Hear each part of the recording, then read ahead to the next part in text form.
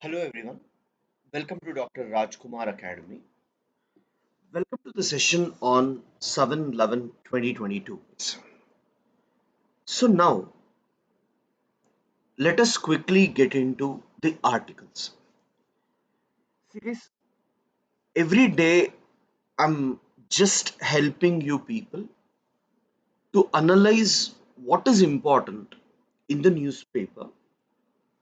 I'm not getting into the traditional aspects, like for example, uh, there is Article 142 on which a judgment was given.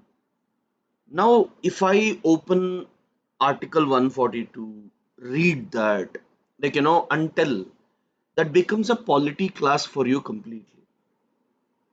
These are mostly done by people to make the video look 1.5 hour, nothing more than that. So, if you make a newspaper traditionally for a beginner, what are all the key points that must come from the newspaper? And additionally, what you need to study from other articles that I'm telling you here. So, for example, if there is a rainfall or something, I'll tell how to relate it with that subject. But if I teach that subject here just to increase the time, it doesn't make any sense because that is not the way to read the newspaper. And we will help you out in revising all these articles in a better manner from exam point of view. Once it's Jan Feb, what we can do is we'll have separate sessions where we will focus on taking up issues, looking from the exam point of view, and how to interconnect and prepare. Now the focus is on completing the newspaper every day. So every day you must give just half an hour to 1 hour and complete the newspaper at least till Jan. Your focus must be on completing all the static portions properly. So that during revision, even we will help you out in understanding these aspects completely by taking up polity, history, economy, geography, interlinking, how exactly you need to look at the question, so that we can do. But as of now, as I told you in the beginning itself, the intention is not for a person who has completed his preparation, who has given 2 attempts, 3 attempts, who knows how to read newspaper. We are not doing this to reduce their time. We are doing this to reduce the time of a fresher, because a guy who starts his preparation with newspaper, he really doesn't know how to read it, which are the articles that he needs to pick. Once if he understands that, then the work would be easier. So that's what we are aiming to do here, right? So as I told you, we'll go in detail when it is required. Now, India tops Group 2, not required. TRS wins by polls, not required. Delhi High Court accepts report of NLSIU professor on copyright infringement. 6. Now, copyrights come under patents. Remember, anything which is original, made by us, which is not replication of any other source, can be eligible for copyright. Recently, you might have heard, even in the movie Kantara, some Malayalam based organizations said that this is our music which Kantara has copied. That means, there is, even if you take a little part, then they start telling that there is some copyright infringement. Now, many movies and all have musics. Now these musics are played by DJs and all in the wedding ceremonies. You might have seen people dancing and all these. Now the movie makers are asking that when you are playing such songs, you need to pay royalty to us. Permission from us you should take, and you should pay royalty to us. Whereas some things which are available for public, commonly for public, for example in YouTube, right, in some channels and all, if you get them, then you can play them. Now here there are two things, guys. Now there is a marriage, I go there, I play all these songs, and I'm not getting money from them, then no one will be bothered because that will be seen as I'm just playing it for fun. There is no monetary incentive involved, correct? But let me take the other case. Now I am going to marriages, everywhere I play the songs of different movies, and I collect lakhs of rupees only for playing the music of others. Now I am earning money by using somebody's hard work. So then it becomes copyright infringement. So the DJs and all who are earning money from this must pay to the respective companies, is what the companies are asking. But Delhi High Court was not aware, so what to do?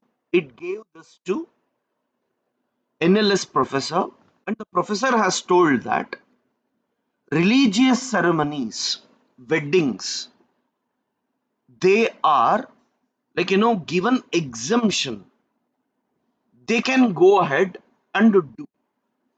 But when it comes to pubs and all, then they need to take permission. Religious activities, no need to take permission. This is what the Copyright Infringement Act is talking about. Is certain areas like patents and all are extremely important from prelims point of view. Just be aware about this section. Section 52(1) ZDA.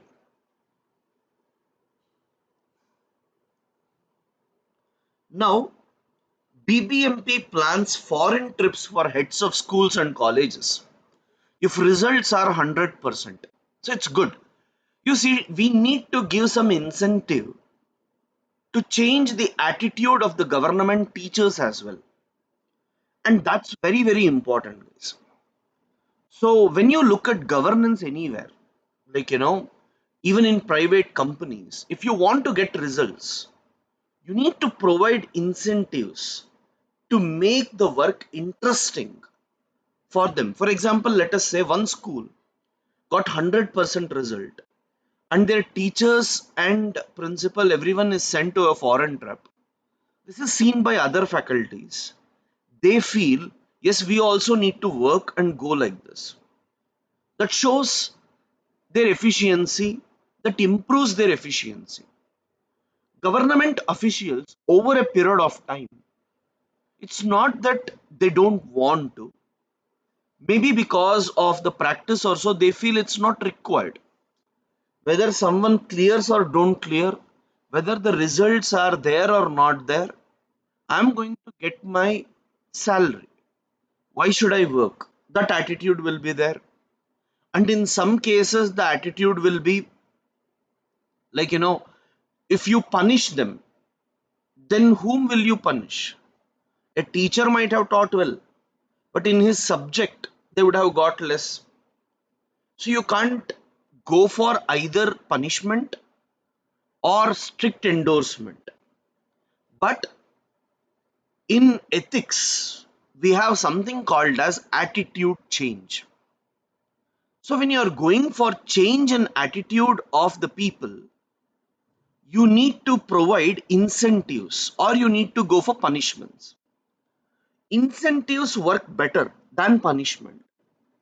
So BBMP is trying to use incentive to promote results in what we call as schools. So this is very, very important. You can give such examples in your ethics papers.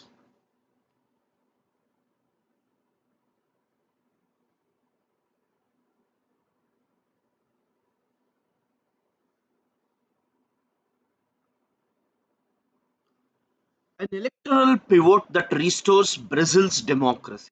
See, guys, in Brazil, Lula da Silva has won. And what is the significance? Why so many people are talking about the victory in Brazil? You might have seen, like, 3 to 4 times in the newspaper they have spoken. Because most of the professors across the world are associated with Karl Marx, or, the socialist mindset, who are considered to be leftist pro people, and they always oppose right wing political parties coming to power anywhere in the world. Now, in most of the European countries and all, including US, when Trump and others won, people were skeptic that right wing right wing, guys, what is right wing and what is left wing? See, right wing parties basically means, for them, country is more important than people. For left wing, people are more important than country. Right wing says, let people die, but country should survive. Left wing says, let country compromise, but people must survive. Right wing is mostly towards culture, towards, religion. Left wing is mostly towards poverty, unemployment, problems of the people. Right wing says, let us move towards, our past. History has solution for everything. Left wing says, history is the problem.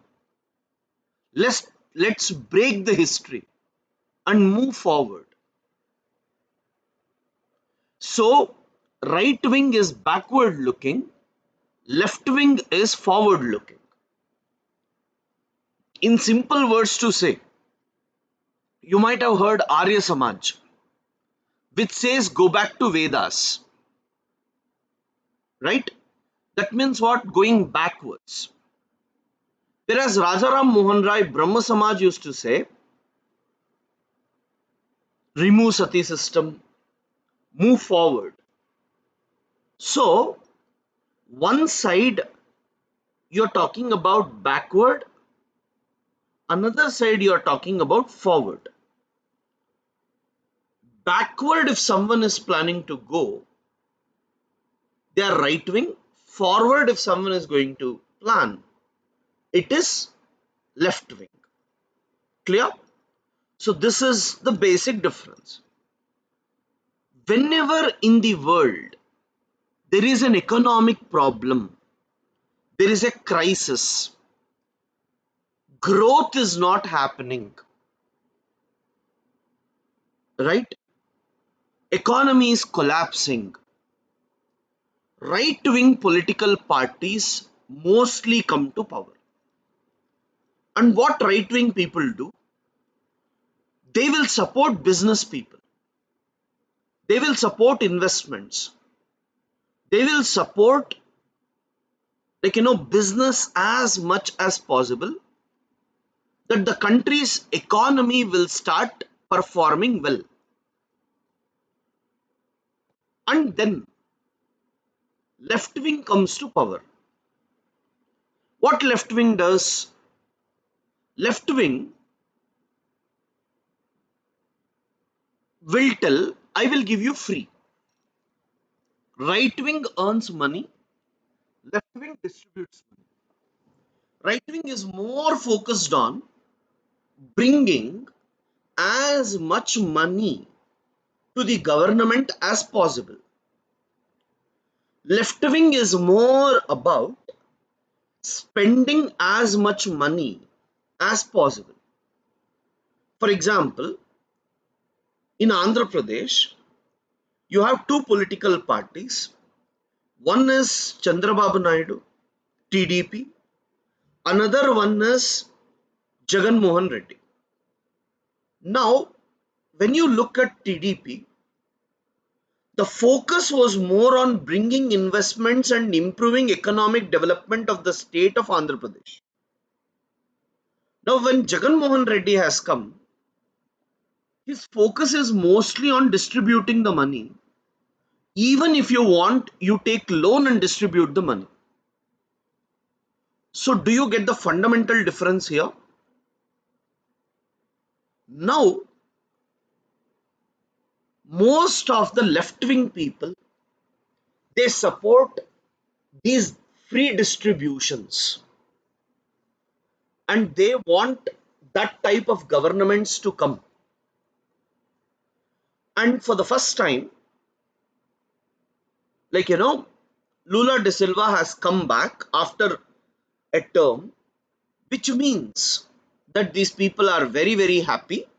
So that's why they are telling everywhere in the world from now on, you may see left wing politics, but that is not acceptable or expectable, because world economy is not performing well, and mostly the tendency will be towards bringing back right wing for a while.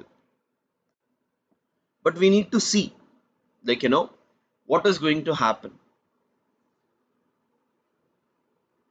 So don't get into the politics, the left wing, right wing. If you understand, that's more than enough. Yes, other articles are not at all important. These two are important, guys. The continuing stalemate in Myanmar. Now, guys, Myanmar is a neighboring country, and in our syllabus we have India and its neighborhood. So Myanmar is an immediate neighbor with which four states of India has border. That is Arunachal Pradesh, Nagaland, Manipur, Mizoram. Now, in these four states, at least in Nagaland and Manipur, India has certain insurgent problems. What is insurgency? These people wanted to have their own flag, their own constitution. Some wants their own state or country.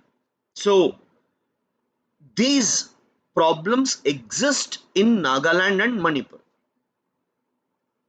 Now, Myanmar has border with them.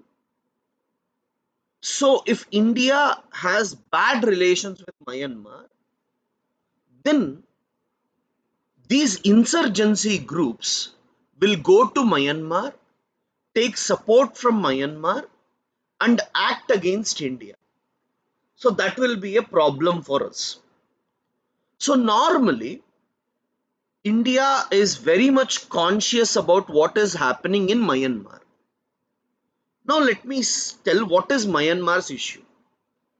In Myanmar, one of the biggest issue is who should rule. Whether the military should rule or democracy should rule.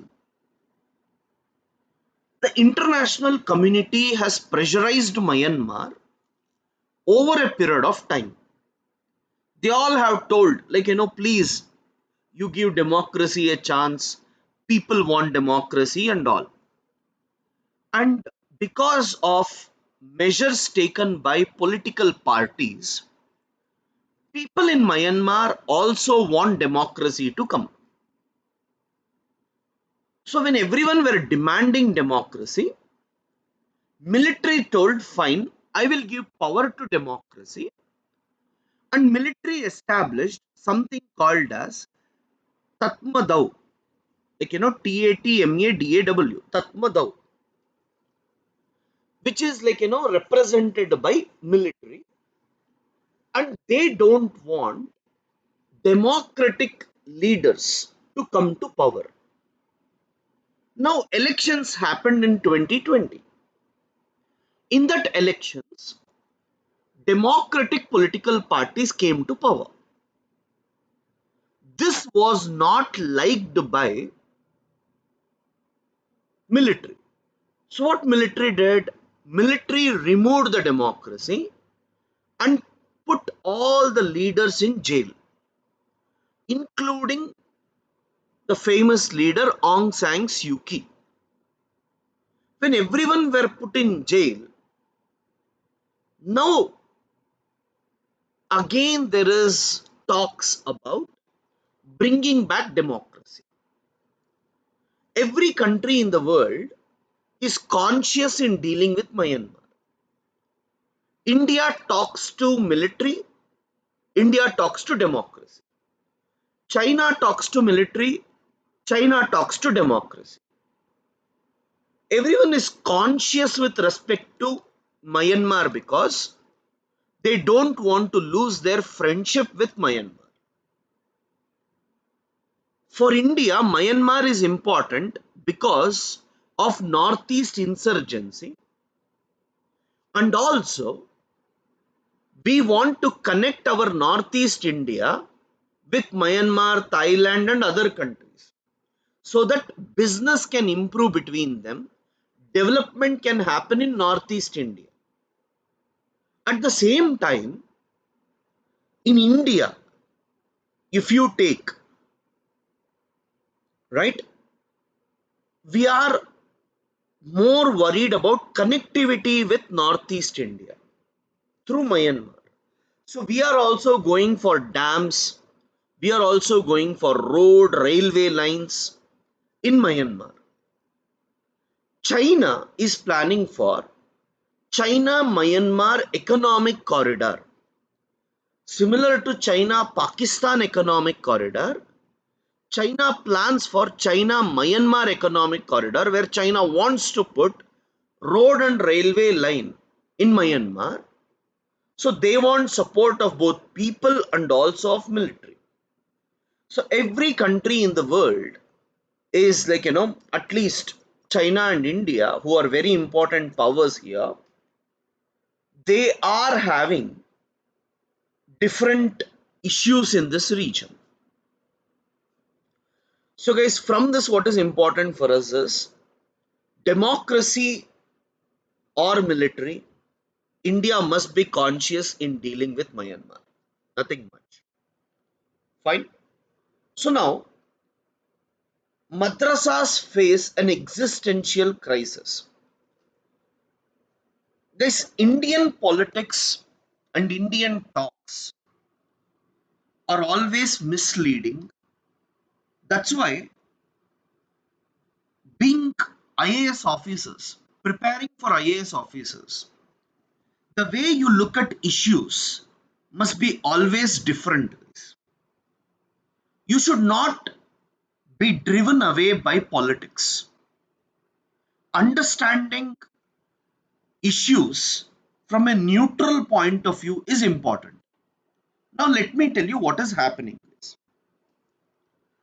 In Uttar Pradesh, Assam, and many other parts,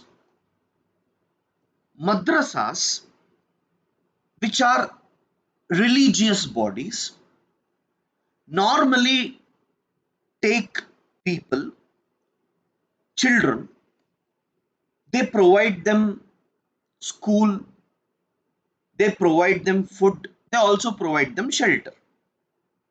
Now, what do they teach? They teach Quran so that a person can become like a known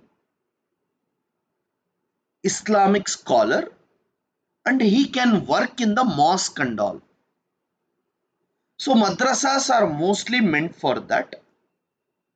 Rarely in madrasas they teach Western education, which is helpful to provide skills to the children. Very, very less cases you observe madrasas mostly focusing on Western education.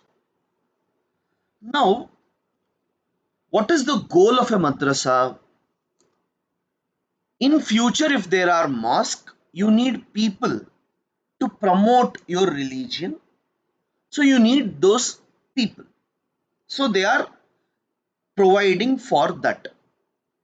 Now, there are madrasas which are recognized by government, and government provides money to these madrasas regularly, right? They keep on giving money to these madrasas.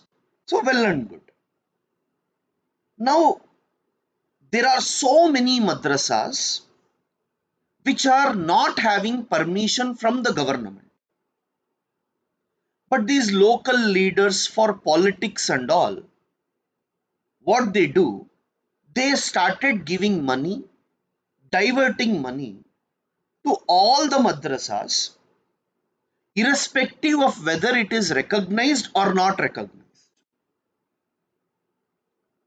And second important thing, you only think without government acknowledgement, if you have so many madrasas, let me say tomorrow I will go and start a madrasa and I will start taking money from the government. Or tomorrow, government will tell all the NGOs which will take care of children, government will give some money to them. So what will happen? Lot of illegal NGOs will come. I will open an NGO. I will tell I have 50 students. Please give me money.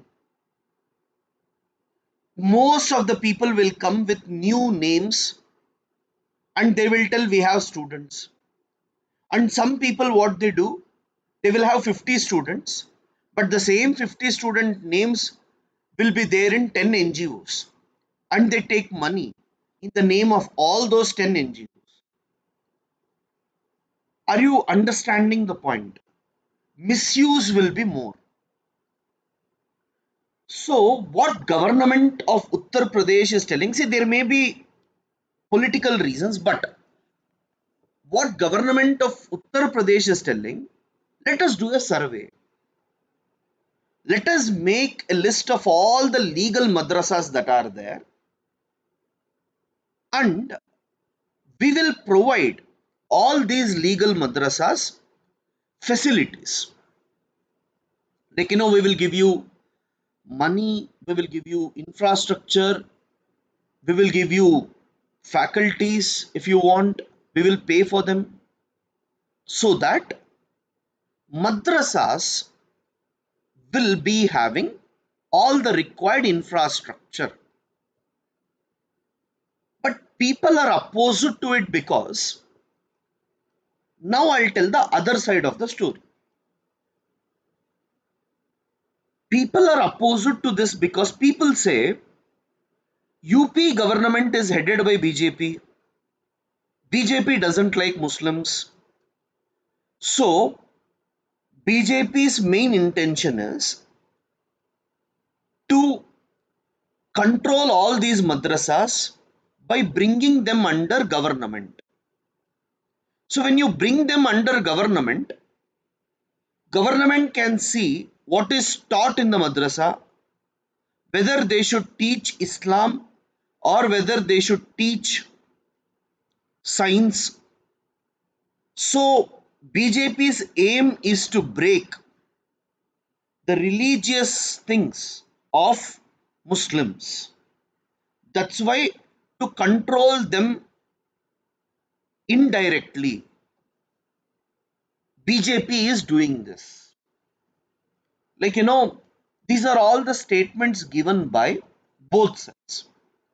Now, as an IAS officer, if you are looking at an issue, there are two things, guys. Government managing everyday activity of madrasa is wrong. Government going and seeing what is being taught, what should be there in the syllabus, right, might not be acceptable. But at the same time, illegal madrasas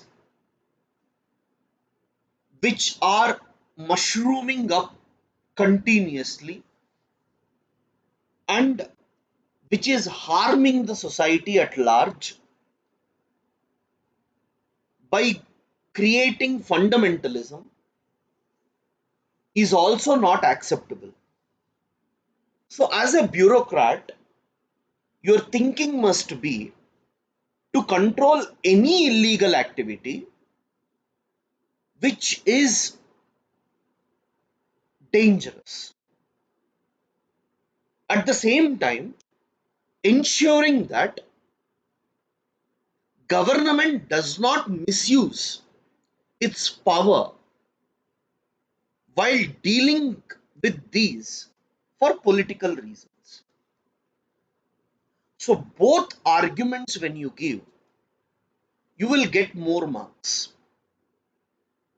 So, don't be stuck by supporting one over the other.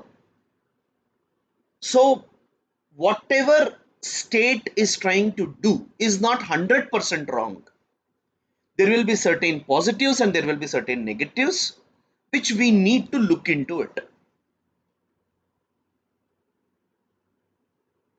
Okay.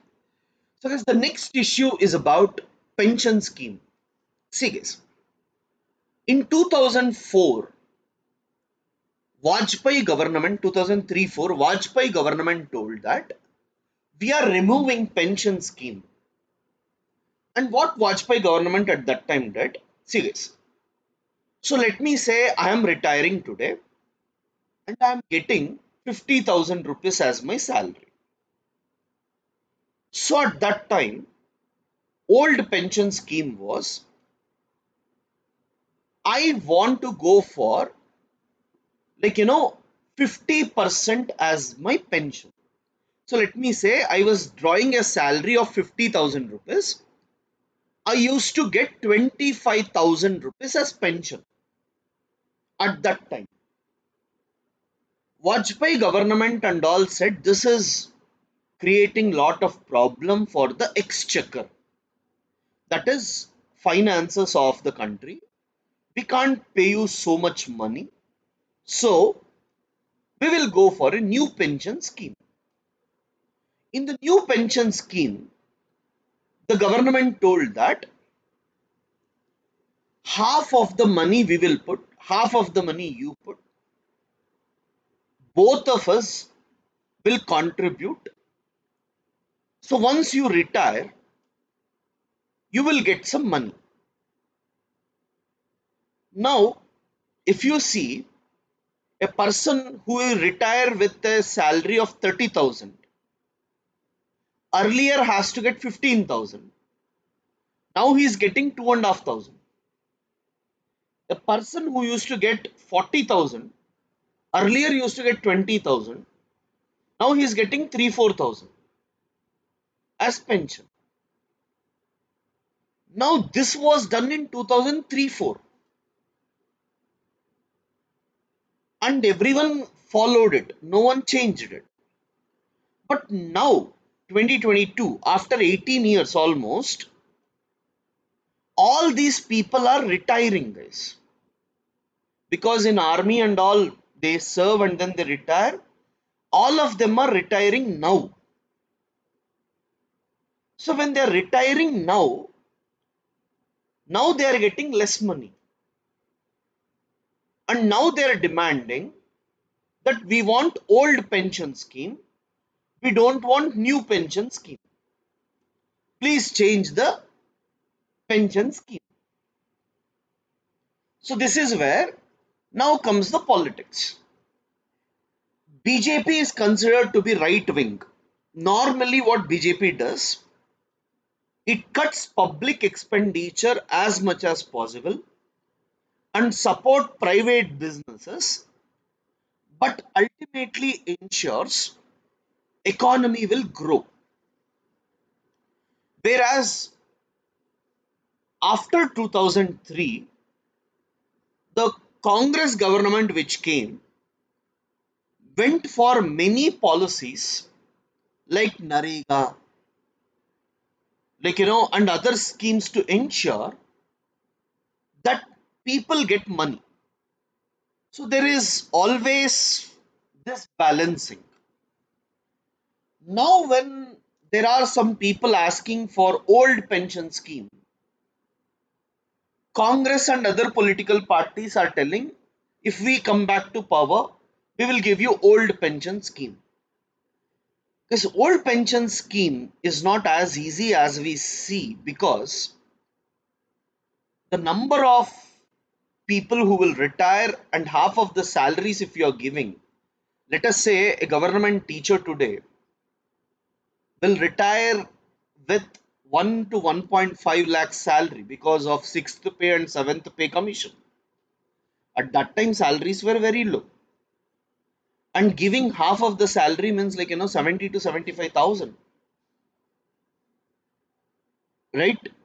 So it's not very easy for the government to give for so many years. Fortunately, the employees are also understanding the situation of the economy, and they are demanding what you are giving is too less. Please at least try to increase a bit. So they are also not demanding exact 50%. They are demanding certain thing in between. So that's a good thing. That the employees are also rational enough and they are acting in good sense. But let us see, once politics enters, what is going to happen. But I hope you understood these.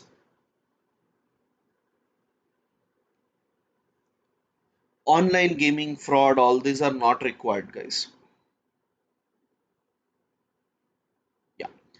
So, guys, several Bangladeshi illegal migrants enter into India through West Bengal, guys. And when they are coming through West Bengal, there are some people in West Bengal who provide them fake Aadhaar cards and all, so that they will be seen as citizens of India. Now, central government has issued a notice to be careful about these aspects. So, uh, this all these are general things which comes repeatedly. So there is no need for you to write them. This entire paper is about the election, bipolar election results that has happened. So not required. Favorable wind conditions improve Delhi's air quality. This regularly there will be articles on Delhi's air quality, pollution. So I would say, please go through this once. And in environment pollution chapter, if you can read them, it would be helpful, guys. But this is very important. ANSI builds tribal hut replicas to promote unique heritage. ANSI is Anthropological Survey of India, guys. And what is this doing? Let us say tribal communities have their own cultures, right? So Anthropological Survey of India is planning to rebuild them so that it will try to control the loss of their culture. So exactly the way the Jareva hut is there, like For example, in Andaman and Nicobar, you will have Jarevas, Onjays, Andamanis, Nicobaris. They all have their own culture. Anthropological Survey of India is trying to build their culture. So now, for example, Jareva, they build the house or hut in bows and arrows, baskets and all. Now, the same thing is replicated by Anthropological Survey of India so that it will be preserved, the culture will be preserved. And this must be done for PVTGs, we call guys, particularly vulnerable tribal groups. See guys, within tribals, there are certain tribal groups called PVTGs. Their population is very, very less. Like, let's say 30 people, 40 people are there. And when you have only 30, 40 people, you don't know when they will become extinct. So their culture must be preserved. So that's why Anthropological Survey of India is going for the replica of this. Fine. So these are the issues of India. Last issue is about COP27. As I told you, in Egypt, COP27 is going on, and COP is Conference of Parties where all the countries meet.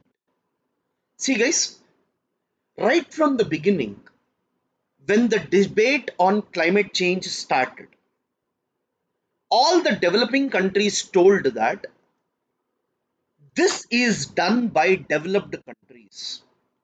Developed countries is solely responsible for climate change. So, whatever we are suffering today is because of the problems that are done by developed countries. So it is their responsibility to pay us money. Like, what damage they did at that time, we are suffering. So give us money for the mistakes you did. That is called loss and damage. In other form, compensation to what you have done. So developing countries always said, let us discuss about the compensation. Why are you not giving us money? Who were telling? Developing countries. Developed countries said, we didn't do any mistake. We were not aware about all these things. Blaming us for our historical mistakes is not correct. We won't discuss about that. Forget about giving money. They didn't even encourage discussing about it. But for the first time in COP27, they have told that whether you give money or not, that's a different thing. But at least let us discuss whether we should discuss about this or not. Are you getting the point?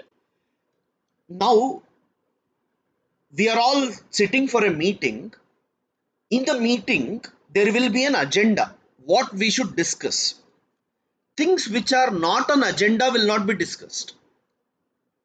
So at least for the first time, rich countries and poor countries are sitting and talking about compensation. Whether they give the compensation or don't give the compensation is a different issue. But for the first time, they're all sitting together. That itself is very, very important. Right? So this one is important, guys. We will see, like, what are all the other outcomes. But as of now, for the first time, they have acknowledged this. Second thing, Germany is talking about protective shield. Like, how to ensure that if there is increase in climate change, what measures should we take to ensure that we are not vulnerable to climate change. Bangladesh is scared that its coastal area will be submerged, right? Germany is scared that increasing temperature may kill many of its people. So every country has its own concerns, which are discussed here. But the most significant one is about compensation, and which they are talking is a good news. So, guys, in today's newspaper, we have more of general arguments than specific one to make notes, right? So, apart from that example that I told you to use in the case studies, attitude, BBMP officials, and all. So, others you can pause and watch for a while. Fine. Thank you. Thanks a lot.